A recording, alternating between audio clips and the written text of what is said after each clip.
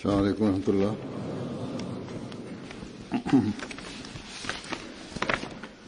अशहदु अन ला इलाहा इल्लल्लाह वहदहु ला शरीका लहु व अशहदु अन्ना मुहम्मदन अब्दुहु व रसूलुहु। अम्मा बादु फ़अऊज़ु बिल्लाहि मिनश्शैतानिर रजीम। बिस्मिल्लाहिर रहमानिर रहीम। अल्हम्दुलिल्लाहि रब्बिल आलमीन अर्रहमानिर रहीम मालिकि यौमिद्दीन। इय्याका नअबुदु व इय्याका नस्तईन। इहदिनस सिरातल मुस्तक़ीम सिरातल लज़ीना अनअमता अलैहिम गैरिल मग़्दूबि अलैहिम वलद्दाल्लीन।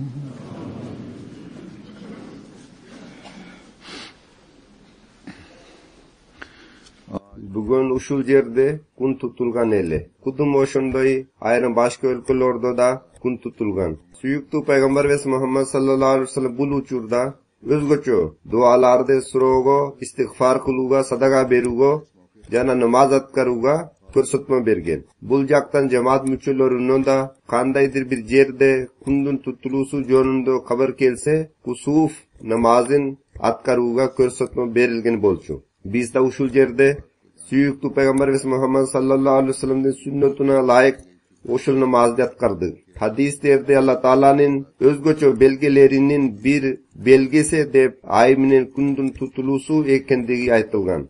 Suyuktu Peygamber ve Muhammed sallallahu aleyhi ve sellem'den aytkanlarına layık vada kılıngan Mesiha'nın kelusunun belgelerinin en çoğun belgesi kun menen aydın tutulusu bolçu. Allah Teala'nın bereşindigi menen çıkışta da, batışta da Hazreti İmam Mahdi Aleyhisselam'daki kolda orundaldı. Bulcaktan alganda ayminin kundun tutulusunun Hazreti İmam Mahdi Aleyhisselam'dan cemaatine nözgöçü alakası var. Birok Hazreti İmam Mahdi Aleyhisselam'ın kilusunun belgesi kadar aytuga bolbaydı. Ayminin kundun tutulusu Allah Teala belgelerinin bir belgesi. Alarda kandaydır bir okuyaga çıktığı bolbaydı. Birok kundun uşul tutulusu Gongul bustu Hazreti İmam Mahdi Aleyhisselam'ın kelusunun belgesi kadar açık çıkan ayminin kundun tutulusuna burguzat. Andan tişkare bugünkü kundun Gongul bustu oşul jişan jaka burguzusunun dage bir sebebi bugünkü kun Cuma kunu. Cuma kununun Hazreti İmam Mahdi Aleyhisselam'ın kelusu menen kandaydır bir özgöçü alakası var. Andan tişkare Mart ayı bolgunduktan da Gongulbus aljaka burulat. Antini 3 kundan keyin uşulele aydın 23 Mart'ında vada kılıngan Mesiya günü da belgelenir. Bildiruda jasalgan bolçu. Uşul ay, uşul gün, jana uşul tutulu har kaysi jaktardan cemaat bizden tarihin esviske salip kete deb aytsa da bolur. Oşunduktan kaçan kusuf namazının kutbası üçün materyal darde çoğultkanında Cuma kutbasında da tutulu jönündö söz kılunu oyladım. Suyuktu Peygamber ve Muhammed sallallahu aleyhi ve sellem Hazreti İmam Mahdi Aleyhisselam jönündö aldın ala haberlagan haber ay minen gündün tutulusu degen haber jönündö Hazreti İmam Mahdi Aleyhisselam'ın kebir aytkandarin sunuştoğunu oşundö ele. Oşul gün menen aydın tutulusun görüp cemaat viska koşulup öz imandarin kurçtagan sahabalardan kebir okuyaların sunuş kılığını oyladım. Adigende jigoruda men aytıp ötkundoy Suyuktu Peygamber ve Muhammed sallallahu aleyhi ve sellem oşul tutulularga özgöçö mani bergen. Bir jolu Aleyhisselam'ın tiru kezinde kun tutulgan. Bul jönündö bir top hadislerde var. Bir hadiste hazır sunuş kılam. Hazreti Asma radhiyallahu anha munday deb rivoyat etdi. Gun tutilganda men Hazreti Aisha radhiyallahu anhaning aldına bardim. Aldına barib namoz o'qib jatganini ko'rdim. Men adamlarga emni bo'ldi. Hozir turib namoz o'qib jatishadi deb aytdim. Hazrati Aisha radhiyallahu anha osmonga ishorat qilib subhanallah, Allah iyiq deb aytdi. Men qandaydir bir jishan bormi deb so'radim. Al kishi boshin qiymaldatib ova dedi. Asma radhiyallahu anha bunday deb aytadi. Men da turib qoldim. Atugul men es uchumdu jugoto boshladim. Taqtab aytganda suyukli payg'ambarimiz Muhammad sallallohu alayhi vasallam ayavay uzoqqa so'zilgan namozni o'qitgan bo'lchu. Men es uchumdu jugoto boshladim. Men o'z boshima suv quya boshladim. Suyukli payg'ambarimiz Muhammad sallallohu alayhi vasallam namozni bitirgan so'ng Alloh taolaga maqtual qilib aytdi. Jana bunday dedi. Bundan muron men ko'rmagan bildagi narsa yo'q. Biroq ushul yerda turgan bo'ydan 50 ani ko'rib oldim. Atugul 5 da, 30 da Siler Dajjaldin fitnasi siyaqtu je aga jakin murzolordo sinodun o'tkiroloslar deb vahiy ayon qilingan. Ana munday deb aytgan. Arangardan bir adam olib kelinib. Al kishiden sen Muhammad payg'ambar sallallohu alayhi vasallam jonindo emnini bilesin. Sen mo'minsun bu. Jana ishenuvchusun bu deb so'ralat. Asma radhiyallahu anha ushul ikki so'zdan biri qo'llanilgan deydi. Al kishi bunday deb javob beradi. Muhammad sallallohu alayhi vasallam Allah Taolaning elchisi. Al sallallohu alayhi vasallam bizga jishandardi, jana hidoyatni olib kelgan. Biz an qabul qildik, janaga iymon keltirdik. Ani elchidik. Agar tattu uyquga borib uxlayver, albatta sen iymondu ekaningni bilamiz deb aytiladi. Munofiq je shek gumonga berilgan odam bunday deb aytadi. Men Muhammad payg'ambar sallallohu alayhi vasallam jonida hech narsani bilmayman. Men odamlardan bir narsani aytib jatishganini uqdim. Men da ova deb qo'ydim. Al sallallohu alayhi vasallam bunday dedi aytgan. Bu Alloh taolo belgilarining bir belgisi. Ani kimdir birovning jashosu jana ajal bilan hech qanday aloqasi yo'q. Anda duo so'rov kerak, jana Alloh taoladan kechirim so'rov lozim. Hozir men ay bilan gundun tutulusu jonindagi oldin ala xabarga baylanishdu. Hazrati Imom Mahdi alayhisalomning aytganlarin sunishtayim. Alayhissalom bunday deb aytadi. Men ayavay tang ayronman. Jishandan ustunda jishan achchiq chiqib jatadi. Biroq qo'shinsida moldokilar chindiqda qabul aluga takir ko'ngil burishmaydi. Ular har bir maydonda Alloh taolalarni jenglugo dushar qilib jatganina da takir qarashmaydi. Ular o'zlarini Alloh taolaning qaysi bir qo'ldo'su gelerin ayavay engseshet. Biroq qandaydir bir qo'ldonun orduna alardan baxtsiz jana igliksiz ekanligi dalil denudi. Taqtab aytganda bagi qaralligi jana igliksizligi rastalab jatadi. Misalga kalendarlar orqali uchurdagi Ramazon oyida kun bilan oy ikkosi teng tutulari jondogu xabar gengri jayilganda jana odamlardan ko'ngildorindo bu va'da qilingan imomdin achchiq-achchiq belgisi degan o'y paydo bo'lganda al vaqtda moldokilar ichinin Mahdi jana Mesiya ekinini bildirgan inson ushulgana bireli adam maydonda turadi. Odamlar aljakka o'p ketishpesin deb sarsana bo'lib boshlashdi. O'shunda al kishini jashru uchun deganda ayrimlar ushul Ramazon oyida takir kun meni oy tutilmay teskarisincha bizning imom Mahdiviz chiqqanda kun meni oy tutilar deb ayta boshlashdi. Ana Ramazon oyida aybining kun tutilganda ushul tutiluv hadis so'zlarini loyiq bo'lgan emas. Sebab hadis so'zlari tumandogdoy. Ay birinchi tununda tutiladi, jana kun o'rtonqu kununda tutiladi. Alemi ushul yerda ay 13-tununda tutilgan, jana kun 28-kununda tutilgan degan shiltoni o'rtaga solib qo'yishdi. Anan qachonlarga hadisdan birinchi kundan aydir birinchi kunu deb o'ylanbosh kerak. Jana birinchi kundagi ayde qamar aydin atalusu deb atay albaymiz. Al hilal deb ataladi. Hadisda hilal emas, qamar so'zi qo'llanilgan. O'shintib hadisdan ma'nisi tumandogdoy. Ay o'zining tutuluv kunlarining birinchisinde. Taqtab aytganda aydan 13-kununda tutiladi. Jana kun o'zining tutuluv kunlarining o'rtonqusunda, taqtab aytganda 28-kununda tutiladi deb tushuntirilganda bu nadan bo'ldilar. Ushu tura durust ma'nini ugu ayavay uyat bo'lib ketishdi. Anan o'to ele jon talashib hadisni rivoyat qilinganlardan birosi yaxshi rivoyatchi emas degan ikkinchi shiltoni o'rtaga solishdi. Tagraka aytganda hadisni aytib bergan derdim birosi yaxshi odam emas. Qachanalarga hadisdagi oldin ala xabar o'rindalgan so'ng eminene negizinde talashib tartishib jatasınlar. Shu gumonga negizilgan talashib tartishu hadisden ishenimdu ekinini güçlü dalil bolgun ishenimdu okyanin qarshisida hech narsa emas. Tagraka aytganda oldin ala xabardin o'rindalganligi ushul so'zlar chinchil insondan so'zlari ekinini guvohlik berudi. Emin bu chinchil insondan emas, teskerisincha jalg'anchining so'zlari deb aytu açık ayıkın nerselerde çetke kagu digendik. Muhaddislerden eziltiden beri usulele prinsibi, usulü bar. Şegumon işenem duyluktu ketire albaydı.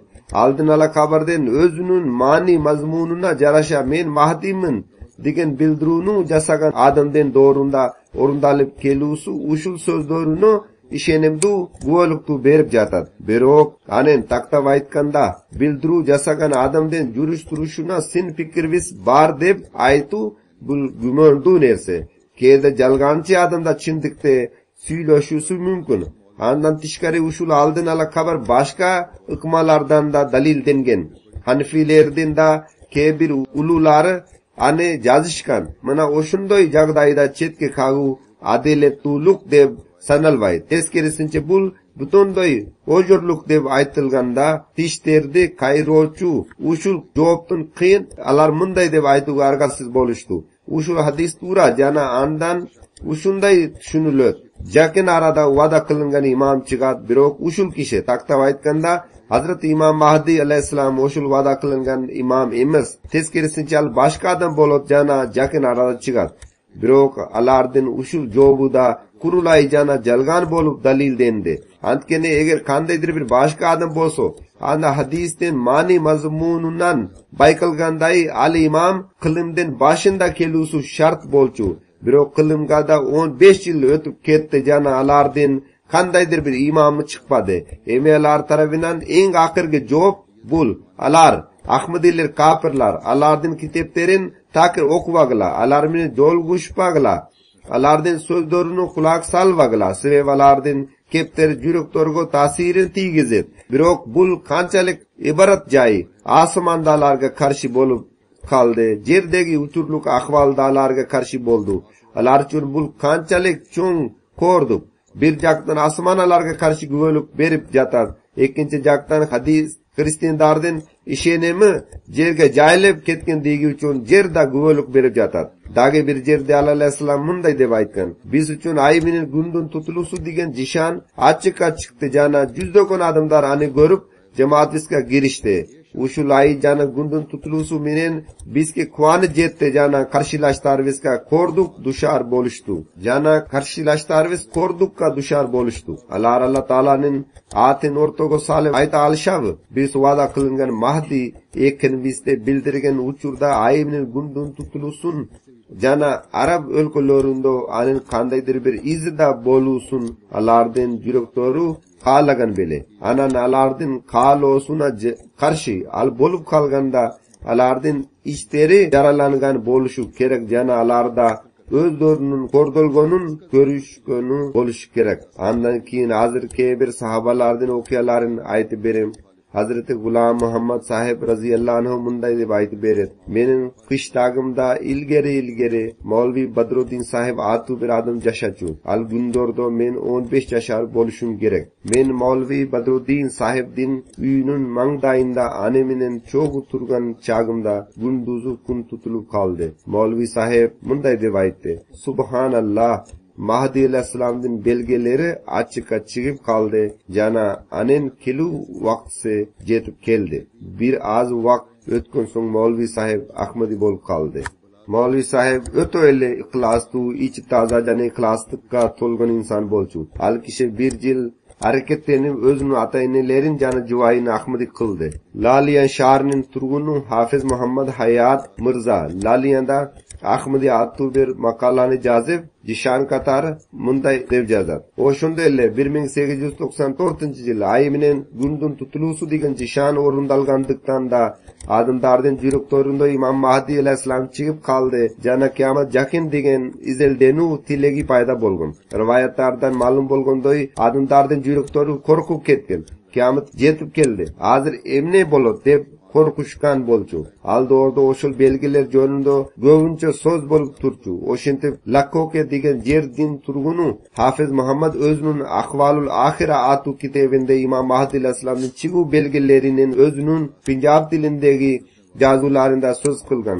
Xuddi o'shunday Laliyadagi bir ko'zi ochiq jana sufi Akir Miya Muhammad Siddiq Lalida o'zining yozuvlarida o'shul belgilardan so'z qilgan. Anda o'shul belgilar jo'nida yozilgan. Aydan 13-sunda jana gundun 27-sida deb yozilgan. 28-chi bo'lishi kerak. Ay bilan kun tutiladi. Bu Punjab tilida yozilgan o'shul irlardan ko'tirmosu. Qisqasi bunday deb aytadi. O'shul belgilar jo'nida har bir uyda so'z qilinchu. Jana jalp odamlar uchurluq imomni izlab turishgan. Mana shunday ahvolda Mavlana Taj Muhammad Mirza jana boshqa aqsoqollar o'zaro gengishib qandaydir bir delegatni tuzishgan. Al-Qadiyanga bare Mahdi jo'nida har qaysi rivoyatlarda kezikkan bardi belgilardan o'rindalganini qildat go'ngil burib tekshirib ko'rsin. Agar o'shul belgilar o'rindalgan bo'lsa, anda al kishiga bayat berilsin. O'shul delegat uchun tanlgan odamlarning orasida tumanku 3 odam bor bo'lchu. Sheyx Amiruddin sahib, Miya Din sahib jana Miya Muhammad Yar sahib.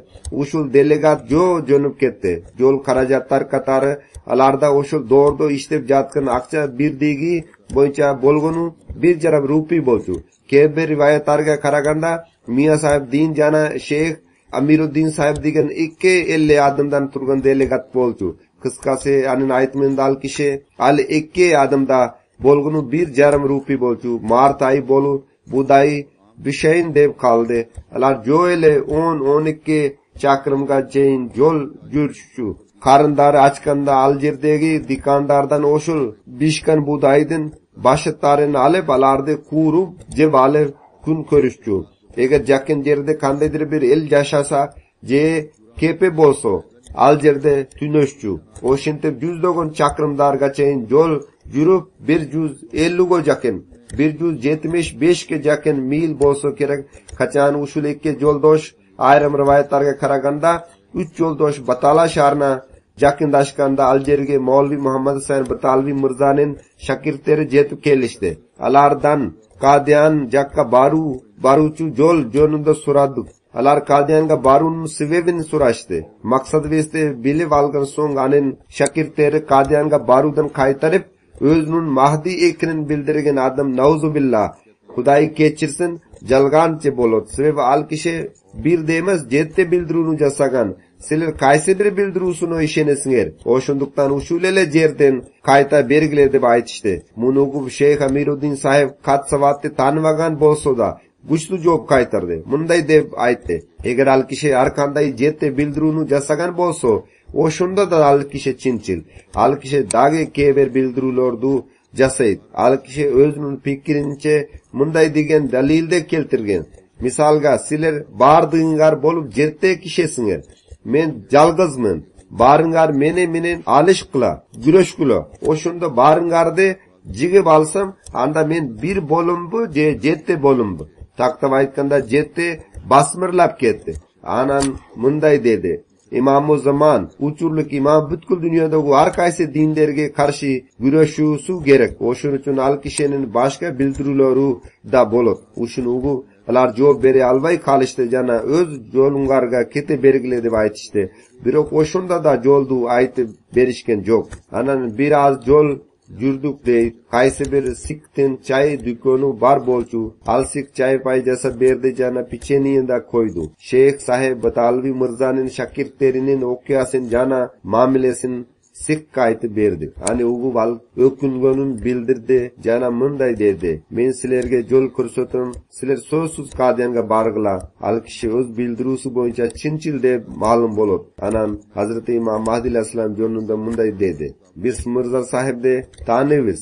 O'shintib alsik alska çeyin çoğu bardı jana tuz Qadianga bara turgan jolgo jetkizdi. Alu vaqta Qadianga kandaydir bir tegiz jol jok bolçu. Ikke joldoş Qadianga jeti bargan malda Hazreti İmam Mahdi aleyhisselam mübarek mescitinde oturgan bolçu. Kandaydir bir jin bolup jatkan ele. Ayrım Ahmadi bolbogun ulamalar jana pirler oşul jinda oturup Hazreti İmam Mahdi aleyhisselam alarmini süйлöşüp jatkan bolçu. Alardan suroloruna jogop tordu kaytarıp jatkan ele. Ane menen birge kandaydır bir nerseni jazu menen da alik bolçu. Bul da kandaydır bir jişan bolçu. Bir jaktan aleyhisselam bir nerseni jazıp jatkan jana kalemi iştep jatkan bolçu. Kudum kandaydır bir mani mazmun kayıptan jürökko түшүп жаткандай. Экинчи жактан жыйынга катышкан адамдар менен сүйлөшүп жаткан эле калеми такыр токтогон эмес болчу. Анын жолдоштору Имам Mahdi aleyhisselam'ın tanıştırılgan Şeyh sahip mындай dedi. Hazretim biz Laliyadan keldik. Hazreti İmam Mahdi aleyhisselam Laliya kayda dep suradı. Köpçülük adamlar bilişet. Birok bilvegenlerge aytıp koyun. Laliya Rabva şahrinan çaması 8 mil çakrim aralığında jaygaşkan bir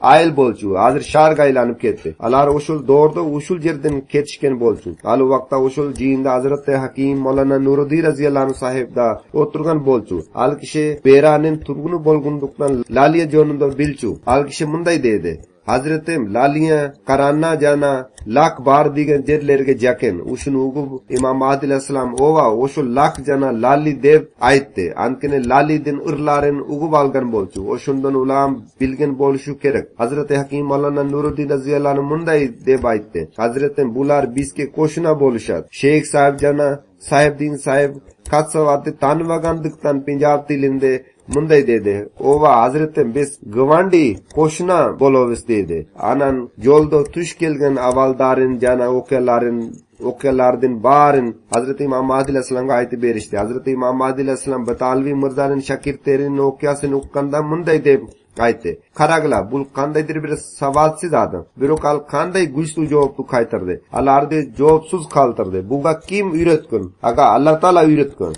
Uşu sozdordu Hazreti İmam Mahdi aleyhisselam uç yolu kaytaladı. Anan Hazreti İmam Mahdi aleyhisselam alarga sile biraz gün bistikinde turgula dedi. Alar uç günga çeyin Hazreti İmam Mahdi aleyhisselam'ın jininde boluştu. İmam Mahdi aleyhisselam menen çoğu seyil dogo da barıştı. Laliyandagi ulamalar aytı bergen belgilerde da taldaştı. Öz közdörü menen oşul belgilerdi orundalganına güve boluştu. Akra yağında kaytudan murda meçetke kire basuyuktu Peygamber Muhammed sallallahu aleyhi ve sellem Mahdi'ge salam jetkergile de basa belgele kılgan nasatına layık Hazreti İmam Mahdi aleyhisselam'a Muhammed Peygamber sallallahu aleyhi ve sellem'den salamın jetkirip bizden bayat alıngız deb suranıştı. Oşunda Hazreti İmam Mahdi aleyhisselam biraz vaqtga dage turgula deb aytdi. Munu ugup Şeyh sahib gözlerini jaş alıp öz buttarin Hazreti İmam Mahdi aleyhisselam'a ko'rsatib, Hazretim uşunchalik alısga yol yürüp buttarimiz şişip kaldı. Uşunchalik kattu azabga turishlik berdik. Biz sizde çinigi Mahdi deb tapdik. Mundan keyin jashaybiz bi je yo'q bu. Baytı bizde qabul qilingіз deb aytdi. Oşintip alar oşul jerde mübarek mescitinde İmam Mahdi aleyhisselam'ın koluna bayat berişti. Asadullah Kureyşi Mirza Hazreti Kazi Akbar raziyallahu anh jonundo munday deb jazat. Hazreti Kazi sahib raziyallahu anh Ahmadiyaga kirudan murda ahli hadis bolçu. Hazreti Maulvi Burhanuddin sahib Jehlmi menen alaka se bar bolçu. Oz ay maginda imam khatib bolçu. Oz ay magindagi adamdarga dini talim tarbiya beru menen alik bolgon kundordo asmanda ayminin gündün tutulusu digen jishan açık'a çıktı. Al kişi İmam Mahdi aleyhisselam'ın çıgı doğru jakında kalganından aldın ala haberdar bolçu. Ayminin gündün tutulusu digen ulu saltanatı jishan açık'a çıkkanda ani studentleri jana tanış bilişlerinin alkagında bul jonunda söz bolu başladı. Ani neveresi Bashir Ahmed Mirza mınday deb aytat. Men miya mangadan tumundogdoy kepterde uqtum. Biz Kazi sahibden sabık alçıbız. Oşul gündordu ayminin gündün tutulusu degen jishan asmanda yüz berdi. Kazi sahibi İmam Mahdi aleyhisselam'dan çıgı jishanı açık'a çıktı. Biz hani izlöğüz kerek deb aytdı. Al gundordo charkot digan jaydagi adamdar soda jana başkalarda aluchun jehlum sharina barishchu. Qazi sahib jehlumga baruchu adamdarga tumondogdo jumush tapshirdi. Hazrati Maulvi Burhanuddin sahib raziyallohu anhu meni jolgushib andan ayminil gundun tutulusu degan jishan achchiq chiqdi. Siz Imom Mahdi alayhissalom jonunda bizga baget beringiz deb so'rab kelgili. O'shinti bilar Hazrati Maulvi Burhanuddin sahib raziyallohu anhu meni jolgushtu. Hazrati Maulvi Burhanuddin sahib raziyallohu anhu bir qancha kitoblar menen bir qatdi Hazrati Qazi sahibga jiberdi. Qatmen kitoblar kele elekde alkishe tumondogdoy tush ko'rgan ele. Kimdir birov maga o'qiganga 3 kitob berdi. O'quvchun o'sha kitoblardan birinchisin ochsam, anin içinde to'ltira bulganich bar bolchu jana jid kelib jatgan ele. O'shundo alkishi o'shul kitobni irg'itib jiberdi. Anan qolgan 2 kitobni ochib ko'rsa, alardan nur sho'lalar chiqib jatgan. Hazrati Maulvi Burhanuddin sahib raziyallohu anhu jo'natgan kitoblarni alganda al ko'rgan tushu tumondogdoy qimada o'rindaldi. Hazrati Maulvi Burhanuddin sahib raziyallohu anhu jo'natgan kitoblardan arasindagi bir kitob Hazrati Imom Mahdi alayhissalomdan bildiruvlarni yo'qqa chiqaruv maqsadida yozilgan bo'lchu. Al kishi adiganda o'shuni ele o'qiy boshladi. Qachon o'shul kitobda Hazrati Imom Mahdi alayhissalom jonunda yozilgan uroy so'zlarga ko'zi tushsa, ani o'quni tashlab soldi jana irg'itib jiberdi. Qolgan 2 kitob jana qat'i o'qiganda alarda o'zi ko'rgan tushuna layık ekanini topdi jana dagi izeldenu tilegi paydo bo'ldi. O'shintib al kishi izeldenu maqsadida 3 odamdan turgan bir delegatni Qadiyanga jo'natdi. O'shul 3 odam Qadiyanga yetib borib, Hazrati Imom Mahdi alayhissalomning qutlu qo'luna bayat berib vaqtisina bo'lishdi. O'shul yerda da ayta ketdi dagi bir narsa. Rivoyatlarda kezikenday har bir joyda, har bir odamga tush kelganday ushul delegatda Batala shahrina jetganda Maulvi Muhammad Husayn alardan yo'lni to'sib oldi. Biroz choy pay berib, anan munday dedi. Sizlar jondan jon bir qancha gundordan turgan alsga yo'ldu jo basib, qiynalib Qadiyanga borasinglar. Sizlar alsga aymaqtarda jashaganlar uchun bilveysinglar. Mirza Gulam Ahmad boshlagan ishlardan bar jalgan. O'shuning uchun qaytib ketavergili. Moldoke alarga o'shul ordu 50 aytpasdan teskerisincha shardan chetin nechayin alarni uzatib da qo'ydi. Biroq o'shul 3 kishi qaytunun orduna Qadiyanga yetib borishdi jana Aljerga yetib Alloh taolaning berishindagi menen bayt berishdi. Andan keyin Qazi sahib adiganda yozuv turunda bayt berdi. Anan Qadiyanga yetib borib Hazrati Imom Mahdi alayhissalomning qo'luna bayt berib vaqtisinada bo'ldi. Jamoatimizdagi ulu alim Hazrati Maulana Abul Ata sahib Jalandri den cho'ng atasi Qazi Mavla Baxsh sahib Jalandri rayonuna qarashtu tahsil nama degan shahrindagi ataqtu Ali hadis Imam Khatib bo'lchu. Qachon ayibinin gundun tutulusu degan jishan achchiq chiqanda al kishi juma xutbalarining birinde qutlu Ramazon oyining 13-sunda aydan jana 28-de gundun tutulusu jonunda gengri kesir so'z qilib bunday deb aytdi. Bu Imom Mahdi alayhissalomning chigu belgisi va'da qilingan imomdin qachon jana qaydan chiqarin gutuz kerak. Ushul xutbaning cho'ng ta'siri bo'ldi. Misolga Qazi sahib taqdim aytganda Hazrati Maulana Abul Ata sahib Jalandridan cho'ng atasi Qazi Mavla Baxsh sahib o'zi Ahmadiyaga kiru mumkinchiligini bolo alvay qoldi. Biroq anin ulu balasi tagra aytganda Maulana Abul Ata sahibning atasi Miya Imamuddin sahib bildiruvni jasagan inson jo'nunda o'qib, biroz kitoblarni o'qib, qilda to'y yugurtgan so'ng Hazrati Imom Mahdi alayhissalomning rastab aga bayt berib vaqtisinada bo'ldi. Hazrati Gulam Mustafa sahib raziyallohu anhu bunday deb aytib berdi. 1901-yil men Gongkongda xizmat atkargan kundorimda men Durrasmin atu kitobni o'qidim. Zaman qandaydir bir reformatordun dunyoda chigusun talab qilib yotgan bo'lchu. Ulamolarda keziguchu har turli kelish pestiklarni ko'rib, so aql bor har bir odam o'shul qarama qarshiliklardan tajab qandaydir bir reformatordu izdeb yotgan edi. Durrasmin atu kitobda yozilgan irlarni o'qib, agar ushul avtor chinigi bo'lsa, anda baktıluvuz ant pese uşunçalık mıktik deb yazıp al kişi jalgande tu çok kusuna jetkirip koydu. Uşul vakt aralığında izallai avham atu kitapta da okudum. Bir oşul kitapterdi kim Gongkongko jetkirgen digin bile albay kaldım. Men izallai avham atu kitapte başının akırına çeyin okup çıktım. Anan uşintiv Gongkongdogu meçetin imam hatib menen talaşıp tartışıp durdum. Gongkongdogu meçetin imam hatibinde Nematullah Valiullah yazgan Fars dilindeki kasida bar bolçu. Ane okuganda bizke çok yardım berelçu. Taktava aytkanda Mahdi'den çigu doğru yakında kaldı. Jok uşulele doğru. Andan tişkare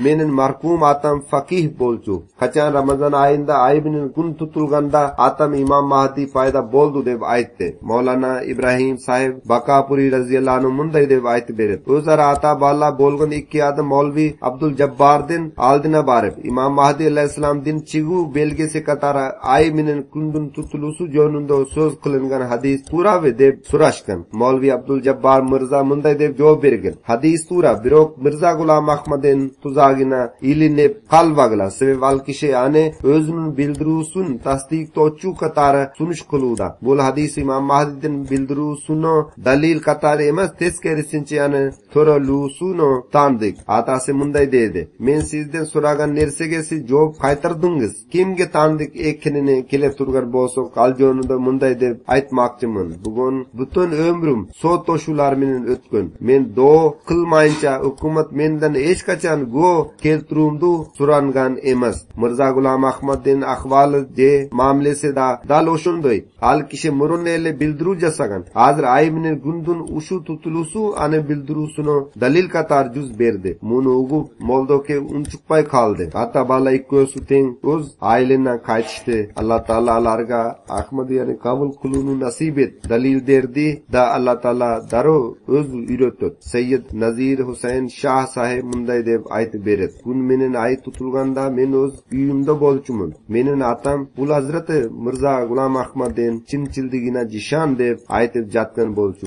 Bul nerse maga katu tasir kaltırdı. Oşintip Ahmadiyani kabul kılu maga nasip ettildi. Seyyid Zainul Abidin Valiullah Şah sahib munday deb aytı beret. Al doğurdu musulmandar jok bolup ketişti. Bul 13. kılımden akırı. Uşul doğurdu Hazreti İmam Mahdi aleyhissalam kelet jana. Andan keyin Hazreti İsa aleyhissalam da gelet digen kep sözdor gengre taralgan bolçu. Menen apam al doğur jakındap kaldı deb Mahdi jana İsa'nın çigusu jonunda ötö kuvanç menen söz kılçu. Al kişi ay minin kundun tutulusu da Hazreti İmam Mahdi aleyhissalam'dan doğrunu tanıdık jana al bolup kaldı deb da aytçuele. Andan keyin Allah Taala bütün iyi bilovusku Ahmadiyaga kirunu nasip etti. Hazreti Mirza Ayyub Bek sahib munday deb aytib berçu. Ramazan ayında aybinin kundun tutulusu jonundogu aldın ala haber Darqutni jana başka hadis kitaplarinde Mahdi'nin belgesi katar bayan etilgen. 1894-yıldan Mart ayında A digende Ramazanda ay tutulgan. Kaçan oşolele Ramazan ayında gundun tutulu jon kundoru jakında kalganda uşul ikke bir tugan Hazreti İmam Mahdi aleyhissalam'ın çoğu oşul jishande görüp kusuf kun tutulu namazın atkaru maksatında işembe günü keçki mahalla or şahrinden jönöp tunku saat 11'ge jakın Batala şahrına jetip kelişti. Ertesi günü ertengden kun tutulusu kerek bolçu. Eme uşul jaş jigitlerden kızıgusun karagla. Buron uçurup bulutlar çoğulup çagılgan tüşüp jarkırap jatkan bolçu. Şamal karşı jaktan bolup gözdorgo çang tuzon kirip jatkan bolçu. Alar Bataladan Qadian'de gözdoy jo basıp keti bara jatışkan ele. Kadamdarin arangele şiltep jatışkan. Jol çagılgandin jarkrosu minen ele görünçu. Alarden jerdeş tuğanı Maulvi Abdul Ali Mirza da bar bolçu. Bar digi bolguç adam bolçu. Bar digi kandaygana bolbosun. Tun içinde ele Qadian'ga jetubuz kerek digen oy niyette boluşçu. Ahmadiyani kabul kılıp algan boluşçu. Hazreti İmam Mahdi aleyhissalam'ın birge kusuf namazın atkarmakçı boluştu. Oşinti uçuyor jol ortasında turup jalnip jalvar munday deb dua kılışkan. Ey jer menen asmandan en kudretli Kudayı bolgon Allah, biz senin karapayın pendeleringi biz senin mesiyangde ziyaret kılgani barudavız. Biz jo bası barudavız. kattu suuk bolup jatat. Bizki rahim kılgın. Biz üçün joldu jengildetkin. Uşul karşı jaktan üylöp jatkan şamaldy ketirgin. Duanın soňky sözü tilden çıgar zamat şamal öz jagyn özgörtüp mangday jagynan üylönün orduna arkadan üylöy başladı jana saparga jardamçı bolup kaldı. Taktap aytkanda uşunçalyk kattu şamal üylöp jatkan ele. Alardan sapar jengil bolup kaldı. Kadamdarın jengil gana kötürü baştaştı. Avada uçup jatkanday sezilip jatkan bolçu. Batele arıkka jetip kaldık. Al jerden biraz can jay başladı. Arıkten suusuna jakın bir bölümü turgan ele aga kirip bardık. Al kundordo Gurdaspur rayonundagi köptögön joldordo karakçılık bolup turçu. Şirenke çagıp karasak bölümü boş bolçu jana anda iki tezik bilen bir kış turgan ele. Har bir visane baş astına koyup uktap kettik. Birazdan keyin oygonup karasak yıldızlar çıkkan ele jana asman taza bolçu. Bulutlar menen burondun izi da jok bolçu. Oşentip dage jonoduk jana ertiň menenki çaydy. Hazreti İmam Mahdi aleyhissalamdyn dasturkonunda içtik. Ertiň menen Hazreti İmam Mahdi aleyhissalamyň husuf namazyny atkardyk. Ramazan ayı bolçu. Al namazda Molvi Muhammad Ahsan Amrohi sahib mübarek meçitinin tam başında okutgan. Al namaz jana başka çamasy 3 saat ulandı. Namaz hutba jana başka. Bir top adamlar aynyk terdi kara öňgü menen boyup gundun tutulganyň görü menen alyk bolşu. Aynykdan kiçine ele karalyk görüngöndo taktap aytkanda kun tutula başlaganda kimdir biro Hazreti İmam Mahdi aleyhissalamga gun tutuldu dep aytdy. Aleyhissalam aynike karasa kiçine ele karalyk göründü. Taktap aytkanda kun emme tutula başlagan bolçu. Hazreti İmam Mahdi aleyhissalam munday dep aytdy. Uşul kun tutulusun biz görüp aldyk. Birok al kiçine ele bolgunduktan jalp kalayık kalka görünböy kalat. Oşentip ulu saltanatu aldın ala kabar şek gümöndü bolup ketet. Hazreti İmam Mahdi aleyhissalam bir kança jolu oşundoy aytkan. Bir azdan keyin kundogu karalyk kun tutulusu kuçoy başladı. Atugul kundun gövrök bölügü karangılaşıp ketdi. Hazreti İmam Mahdi aleyhissalam munday dedi. Bugün tuştu piyaz koygun ellik.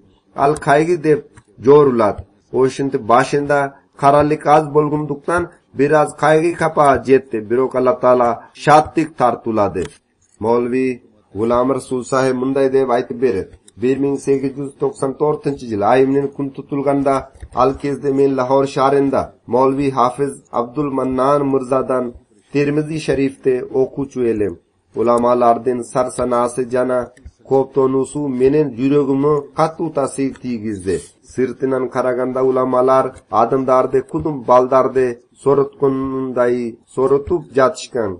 Birok içinen uşul çinnigi jişandyn arkasынан adamlar tezlik bilen Hazreti İmam Mahdi aleyhissalamga op ketişet dep kattu sarsana boluşkan ele. Al kundordo Lakkoke digen jerden turgunu Hafiz Muhammad Mirza ötünü operatsiya jasatkanı Lahor şahryna kelgen bolçu. Men da anın aldyna bardım. Kaçan adamlar andan siz uşul jişandan ahvalul ahira atu kitabingizde açık ayken söz kılgansiz. Men Mahdimin digen bildirүүnü jasagan Hazreti Mirza Gulam Ahmad aleyhissalam uşul jişande özünün koldoçusu katar sunuş kılıda. Bul masalede sizden oy pikringiz kanday dep suraşkanda al kişi munday dedi. Men orup jatam. Jana kattu alsızmın. Aygıp ketkenden keyin bir nerseni ayta alam. Ova ulum Abdurrahman Muhyiddin de Mirza Gulam Ahmad aleyhissalamga karşılık körsötүүдөн kaytırdım.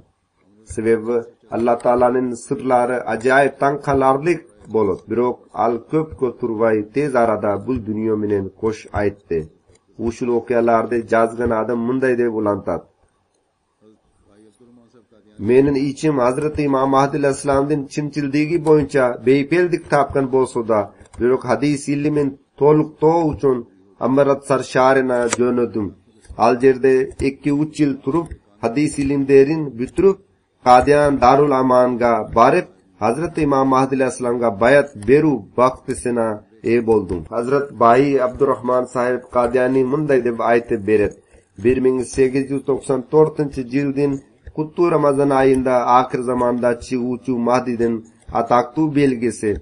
Ayımnin kundun tutulusu orundalıp kalganda al görünüş bugünkü günge çayın gözdörümdün aldında jana bizdin mektep direktörüz Molvi Jamaluddin Mirza uşul belge orundalganda mektepten bölmösünün içinde bütün klasın mangdayında ahir zaman Mahdi eme izdo kerek al kişi kandaydır bir ünkurda sözsüz payda bolgun boluşu kerek antkene ane çigusunun iri belgesi bugün orundalıp kaldı deb aytgan sözleri menin kulaklarımda jangırgany uguluda. Al kişi munday deb ulantat. Men da klasta oturgan bolçumun. Al bölmü, al jay, jana baldardın al kagi hazırki gaçayın menin gözlerimdün aldında.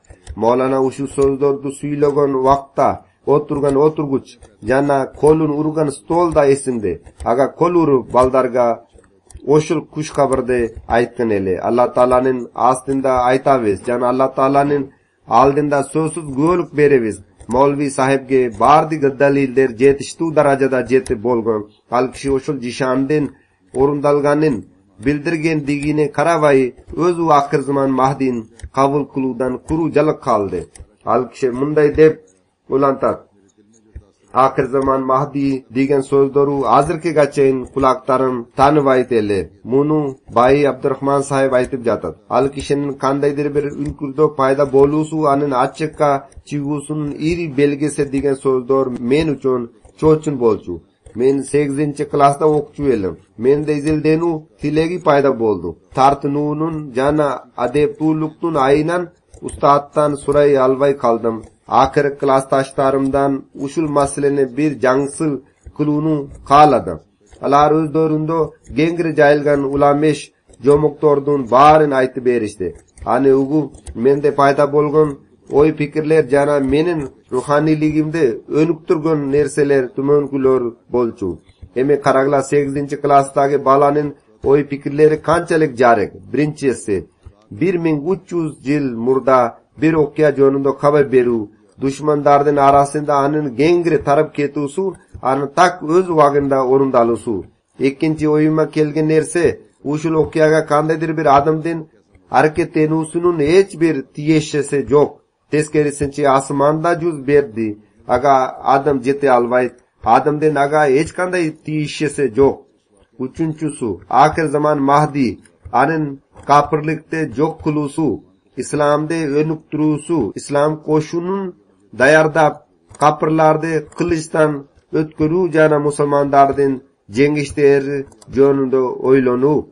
Dördüncüsü dua kılu. Anın hakikati Allah Taala'nın pendellerden dualarını kabul kılısu. Ankeni Muhammed ümmetinin oliyaları ahir zaman Mahdi üçün dualarda surap turuşkan. Oşulordun bari kabul boldu. Beşincisi uşullardan bari İslam dininin çinçildiginin açık aykın dalili. Allah Taala'ga suyuktu, jana Allah Taala'ga jetu kuralı bul İslam dini gana. Anan munday deb ulantat. Uşul 5 nerse büdümü kavalda menin yüregimi tasir kıldı. Jana uşul okya menin imanımda önüp durup menin ruhaniligimde artırdı. Men de ahir zaman Mahdi menen jolguşu üçün tinçsizdana başladım. Aga jetişu üçün men dualarda surogu adatlanıp kaldım. Men tun maldarında da oygonçu elim. Kunduz vaktlarında da tinçsiz bolçumun. Ahir zaman Mahdi menen jolguşu oyu kede uşunçalik basınduluk kılçu. Men jaş ekendigime karavay. Duvanalar seyaktu, korkunuştu urandılardı, gözdoy çıkıp ketçu elim jana. Kıykırıp gede ıgla bilabda Allah Taala'ga oşul iyek insan menen jolguşu üçün jalınıp jalbarçu elim. Ahir Allah Taala dualarımda kabul kılıp İslam Ahmadiyanın kabul kılu mümkünçülüğün nasip etti. Mana uşul menen büttu. Yok. Dagi okyalar bar turaydı.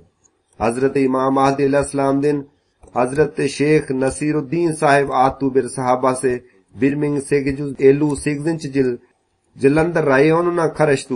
İskandarpur degan jerde törülgün. Al kişi görgün bir tüşünün negizinde Hazreti İmam Mahdi Aleyhisselam'ga bayat beru baktisina boldu.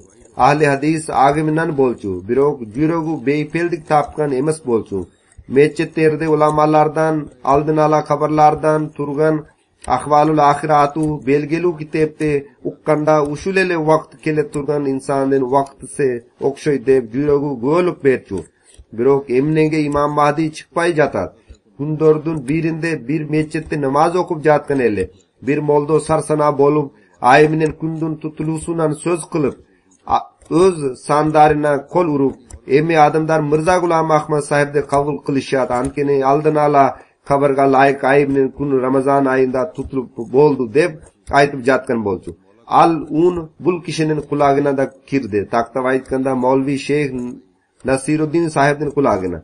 O şunda anin kavatır bolusu dagi kuch aldı. Moldo ki emnene aytıp jatar. Eğer aldına haber orundalep kalgın bolso, anda bul çoğ suyunçu. O şimdi bal kişi öto jalip jalvarıp ey Allah özün gele maga tura jol körsotkun deb dualarda soray başladı. Allah Taala aga jol körsotu al kişi tuman dogdoy tuş kordu. Ayavay çoğ bir bale aga çavul jasay. Al kişi mıltık minen aga o kaçtı. Al tutun se aktu jogolup ketti. Anan al kişi büyük jaygaşkan bir meçette cemaat namazına koşulup kaldı. Uşu tuşun al kişi bir moldoko ayet berdi. Al munday deb jorudu. Siz öz şeytanınızda jenge valasız jana kandaydır bir takva cemaatga koşulasız. Uşul vakt aralığında al kişi Hazreti İmam Mahdi aleyhisselam jönündө ugup Kadiyanga bardı jana düşündögüdoy ahvaldı görüp takir ekkanji bolboston Hazreti İmam Mahdi aleyhisselam'ın kutu koluna bayat berdi. Oşinten ayminin kundun tutulusu jonundogu aldın ala haber jana oşul moldonun sözdoru al kişege bagit berugo öto manilu turtku bol çıktı. Allah Taala dünyoga da akıl bersin jana bugunki kundogu musulmanlarga da uçurluk imam Hazreti İmam Mahdi aleyhisselamga karşılık ko'rsatuvning orduna alayhissalomga iymon keltiruv kuch quvvatin alarga tartulasın. Men namazlardan keyin bir g'ayb janozani da o'qitam. Bu janoza Germaniyaning turguni hurmatu Naim Ahmad Bajwa Mirzaning ulu Qimbatu Ahmad Yahya Bajwa Mirzaniki. Al Jamia Ahmadiyaning student bolchu 2015-yilning 11-martida qandaydir bir qirsiqqa uchrab 27 yoshda qazo topdi. Inna lillahi va inna ilayhi rajiun. Al kishi Jamia Ahmadiyaga o'quga kirgan. Anan o'rib qolganlikdan o'quni tashlab ketib qolgan. Anan 2 yildan keyin qayradan o'quga topshiruv tilagi bad ekinin aytdi.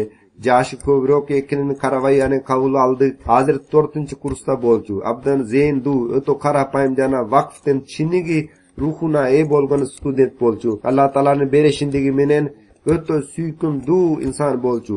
O'z sheriklerini nasat qulunun gushtu iqmasına bolchu. Anen muron ku jana hozirki ko'ptogon do'stlarining maga qattar keldi. Har biri ani maqtadi. Anda kezguchu qasiyat abdan qarapayim. Hech qachon birov bilan urushgan emas. Birov urushsa alarni tushundirchu, jarashtiruvga harakat qilchu. Jamiyatda xizmat ko'rsatuvchi xizmatchilardan biri al muallimlardan bo'lmay jo'noq xizmatchilardan turgan bir xizmatchi bolchu. Altameki tartuga adatlangan bolchu. Bu kishi aga ushunday jagimdu iqmada nasat qildi. Al kishi tameki tartuni tashlab saldi. Abdan merim duluk menen nasat qilchu. Har jaqdan har bir odam menen merim duluk jana do'stluk aloqasi bor bolchu. Alloh taolaning darajalarini yugorulatsin, aga rahim qilsin jana ani geçirsin. Yugoruday hozirle aytganimday inshaalloh Xudoy buyursa anin janoza namozini o'qitam.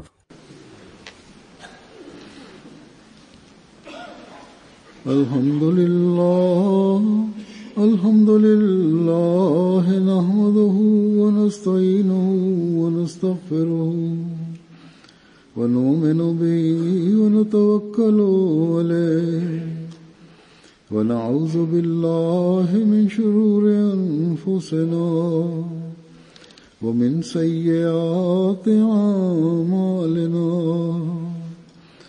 من يهده الله فلا مضل له ومن يضلل فلا هادي له ونشهد أن لا إله إلا الله ونشهد أن محمدا عبده ورسوله عباد الله رحمكم الله إن الله